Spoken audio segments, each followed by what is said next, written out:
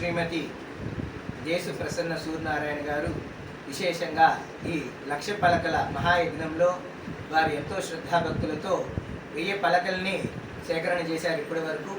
అలాగే ఈ పలకల సేకరణలో కూడా విశేషం ఏమిటంటే మన ఆంధ్ర రాష్ట్రము, తెలంగాణ, తమిళనాడు, కేరళ, అలాగే మధ్యప్రదేశ్, ఉత్తరప్రదేశ్, వీటితో పాటు కర్ణాటకలో కూడా వీటిని సేకరణ చేయడం జరిగింది. అలాగే అమెరికాలో, అలాగే సింగపూరు, మలేషియా, దుబాయి, అలాగే కెనడా, ఇలా ప్రదేశాలన్నింటిలో కూడా భక్తాదులకి మన యొక్క ధర్మం గురించి చెప్పటం, అలాగే మన తెనాలిలో చేస్తున్న ఈ లక్ష పలకల స్తూపం గురించి చెప్పటం, సేకరణ చేయటం కూడా చాలా విశేషం.